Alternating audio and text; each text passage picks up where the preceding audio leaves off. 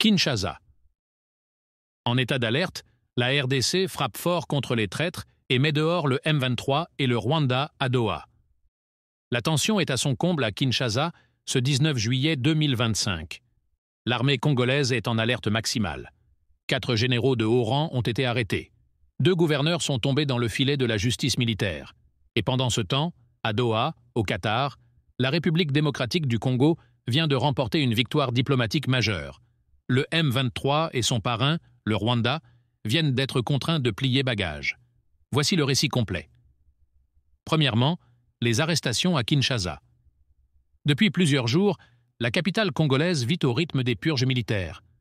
Tout a commencé par l'interpellation du général Christian Chiwewe, ancien chef d'état-major des forces armées de la République. Placé sous haute surveillance, il est accusé d'avoir participé à un complot visant à déstabiliser les institutions. Un interrogatoire de plus de 5 heures a été mené avant son transfert à la prison de Ndolo. Quelques heures plus tard, c'est un autre nom de poids qui tombe. Le général Frank Ntumba, ancien chef de la maison militaire présidentielle, est lui aussi arrêté. Il serait impliqué dans une tentative de coup d'État. Les services de renseignement disposent de preuves accablantes.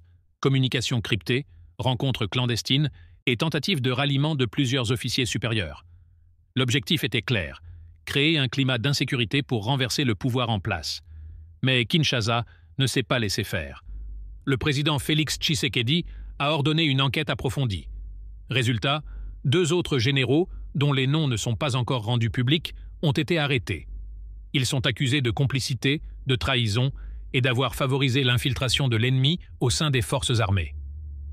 Deuxièmement, 2 gouverneurs dans le filet de la justice. L'affaire prend une tournure politique. 2 gouverneurs de provinces stratégiques sont également tombés. Ils auraient facilité des circuits financiers occultes entre les milices rebelles et certaines élites corrompues. Des comptes bancaires gelés, des biens saisis, des messages interceptés. Le pouvoir central veut frapper fort et montrer que personne n'est au-dessus de la loi, pas même ceux qui portaient hier encore le manteau du pouvoir. Troisièmement, la victoire de la RDC à Doha. Pendant que Kinshasa nettoie ses institutions, une autre bataille se joue à l'international. Et cette fois, c'est la diplomatie congolaise qui remporte une victoire historique. À Doha, sous l'égide du Qatar et des États-Unis, un accord a été signé entre le gouvernement congolais et le groupe rebelle M23. La déclaration de principes est claire. Cessez-le-feu immédiat, retrait total du M23 de toutes les zones occupées, libération des prisonniers, rétablissement de l'autorité de l'État congolais et retour sécurisé des déplacés internes. L'accord prévoit aussi un engagement du Rwanda à ne plus soutenir, ni financer, ni armer aucune milice dans l'est du Congo. C'est une humiliation pour Kigali. Le président Paul Kagame, qui niait encore toute implication, se retrouve isolé sur la scène internationale. Même ses alliés historiques commencent à se désolidariser.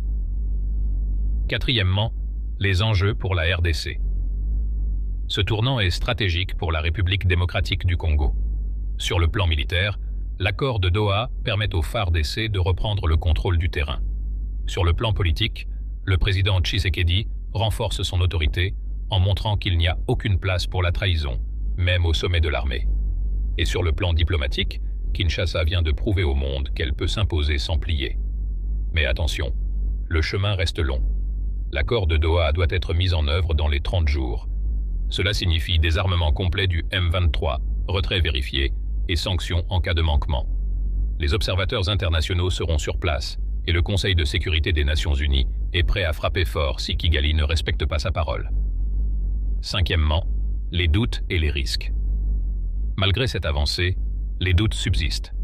Le M23 peut-il être réellement désarmé? Le Rwanda acceptera-t-il de reculer sans vengeance?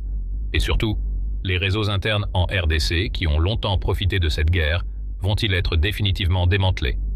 La réponse dépendra de la détermination du gouvernement congolais à aller jusqu'au bout. Les arrestations de généraux et de gouverneurs sont un premier signal fort. Mais d'autres noms pourraient tomber. Des procès militaires sont annoncés. Et des révélations explosives sur les complicités politiques et économiques pourraient éclater dans les prochains jours. En conclusion, le 19 juillet 2025 restera une date historique pour la RDC. Une page se tourne. Un système corrompu est en train d'être démantelé. Et l'espoir d'un retour